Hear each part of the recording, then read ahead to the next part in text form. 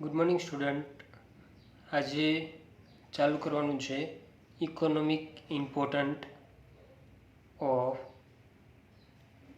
બ્રાયોફાઇટ, એટલે કે બ્રાયોફાઇટના economic important કયા કયા છે એ જોવાના છે.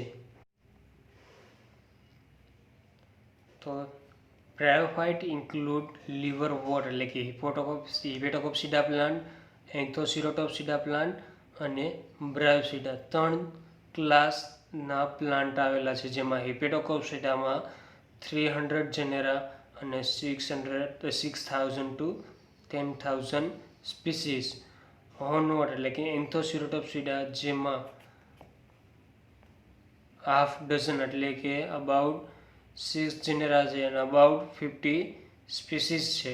અને બ્રાયોપ્સિડામાં 680 જેનેરા છે અને અબાઉટ 15,000 સ્પીસીસ આવેલી છે. આ રીતના હિપેટોકોપ્સિડા, એન્થોસિરોટોપ્સિડા અને બ્રાયોપ્સિડા ક્લાસમાં કેટલા જેનેરા અને કેટલી સ્પીસીસ આવેલી છે એ કીધેલું છે. હિપેટોકોપ્સિડામાં 300 જેનેરા અને 6,000 to 10,000 સ્પીસીસ.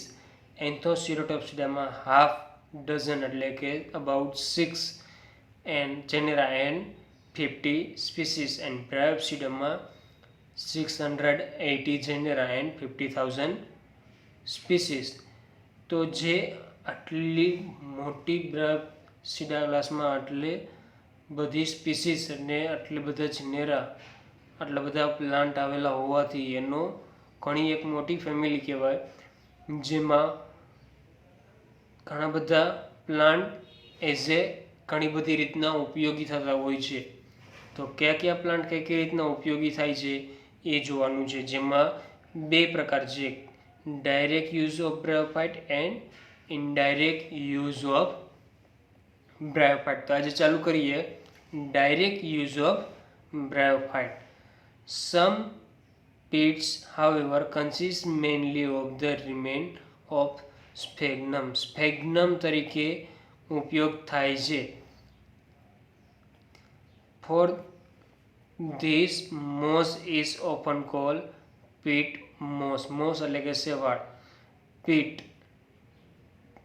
જે સ્ફેગ્નમ તરીકે ઉપયોગ થતા બ્રાયોફાઇટ જેનેરા સ્પીસીસ હોય એને પીટ મોસ પણ કહેવામાં આવે.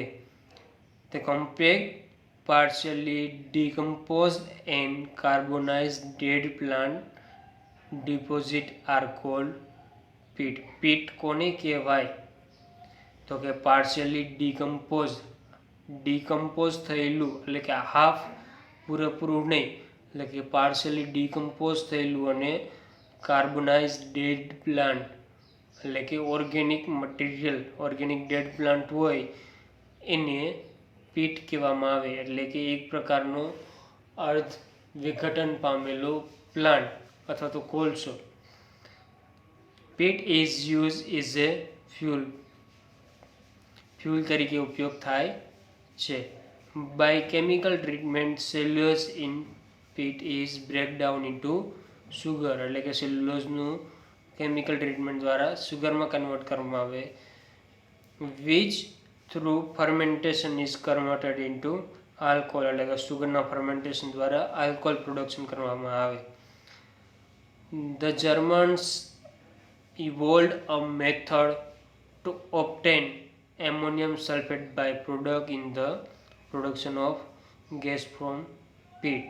એટલે કે પીટના પ્રોડક્શનમાંથી એમોનિયમ સલ્ફેટ મેળવવામાં આવે એવી ટેકનિક જર્મનમાં ઇવોલ્વ એટલે કે શોધવામાં આવેલી છે. જર્મનમાં એવી ટેકનિક શોધવામાં આવેલી છે કે પીટના પ્રોડક્શનમાં એમોનિયમ સલ્ફેટ પણ મળી આવે. Nitrate brown dye and tanning material, એક ડાય એટલે કે કલર કરવા માટે જે ઉપયોગી થાય અને ટેનિંગ મટીરિયલ એટલે કે polish material have been produce from peat. આ 2 પ્રકારના પ્રોડક્શન છે. ટેનિંગ એટલે કે પોલિશ મટીરિયલ, જે પોલિશ કરવા માટે લાકડાને બધાને પોલિશ કરવા માટે ઉપયોગ આવે કેમિકલ અને ડાય એ બંને પીટમાંથી પ્રોડક્ટ કરવામાં આવે. The other products of industrial use of peat tar, ammonia and paraffin. Dye અને ટેનિંગ સિવાયના પ્રોડક્શનમાં શું તો કે પીટ ટાર અને ammonium paraffin. Sphagnum and peat are also great use in horticulture, એટલે કે બાગાયતી ખેતીમાં પણ એનો સ્ફેગ્નમનો ઉપયોગ થાય છે. Dried sphagnum and moss peat they are ability to hold water tension, એટલે કે વોટર હોલ્ડિંગ કેપેસિટી છે એકદમ હાઈ જોવા મળે.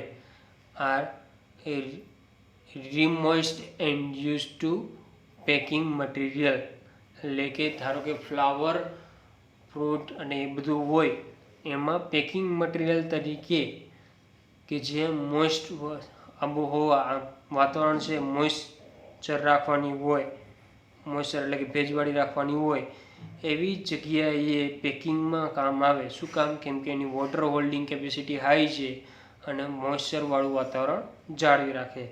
તો કે live plant, cut flower, vegetable, perishable fruit, bulbils and tuber, આ બધી વસ્તુના ટ્રાન્સપોર્ટેશનમાં અને પેકેજિંગમાં ડ્રાય સ્ફેગ્નમનો ઉપયોગ કરવામાં આવે.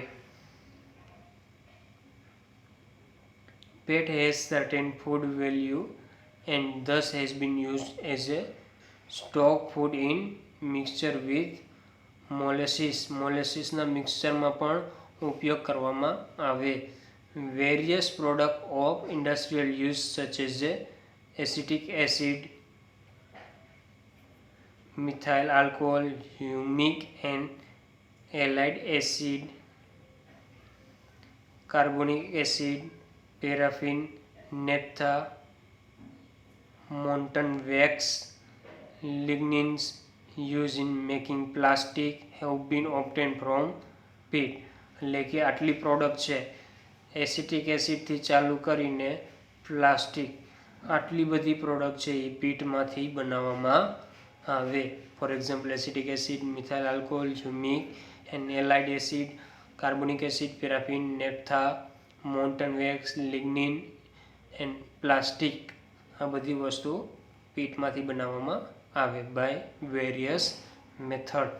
તો સ્ફેગ્નમ અને પીટનો ઉપયોગ શું શું હતો એ જોયો.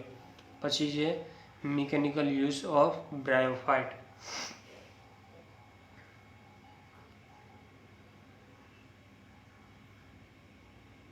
લીવરવોર્ટ માર્કેન્સિયા પોલીમોર્ફા, માર્કેન્સિયા જીનસ અને પોલીમોર્ફા સ્પીસીસ સાયન્ટિફિક નામ છે એનો ઉપયોગ શું તો કે cure pulmonary tuberculosis, pulmonary artery અને પલ્મોનરી વેન, એટલે કે જે હૃદયને પહોંચાડતી ધમની અને શિરા એને પલ્મોનરી આર્ટરી અને પલ્મોનરી વેન કહેવામાં આવે. હૃદયને જે રુધિર પહોંચાડે હૃદયના કોષોને એને પલ્મોનરી વેન અને પલ્મોનરી આર્ટરી, ધમની અને શિરા કહેવામાં આવે. એનું બ્લોકેજ એટલે કે ટ્યુબરક્યુલોસિસ હોય એ અને અફેક્શન ઓફ લીવર એટલે કે લીવર ઇફેક્ટ હોય by various bacteria or virus. તો લીવર અને પલ્મોનરી ટ્યુબરક્યુલોસિસ છે એના ક્યોર માટે માર્કેન્સિયા પોલીમોર્ફાનો ઉપયોગ કરવામાં આવે છે હૃદય રોગ માટે અને લીવર રોગ માટે. Dry sphagnum is boil in water. The decoction is used in the treatment of acute hemorrhage, એટલે કે કોઈ જગ્યાએ અંદર જ શરીરની અંદર કોઈ પ્રકારની રુધિરની ગાંઠ બની ગઈ હોય એને બ્રેકડાઉન કરવા માટે, એને ક્યોર કરવા માટે. એન્ડ ડિઝીઝ ઓફ આઈ એટલે કે આઈ ડિઝીઝ માટે અને એક્યુટ એટલે કે જે મટી શકે એવું હેમરેજ એટલે કે શરીરમાં કોઈ જગ્યાએ અંદર રુધિરની ગાંઠ થઈ ગયેલી હોય એને મટાડવા માટે અને આઈ ડિઝીઝ માટે શું ઉપયોગ થાય તો કે ડ્રાય સ્ફેગ્નમ બોઇલિંગ વોટર એનો ઉપયોગ આ ડિઝીઝ માટે ઉપયોગ થાય છે. Tea made up of polytrichum commune આ એક સ્પીસીસ છે જે ટી એમાંથી ટી બનાવવામાં આવે. Help to dissolve stone of kidney and goal bladder.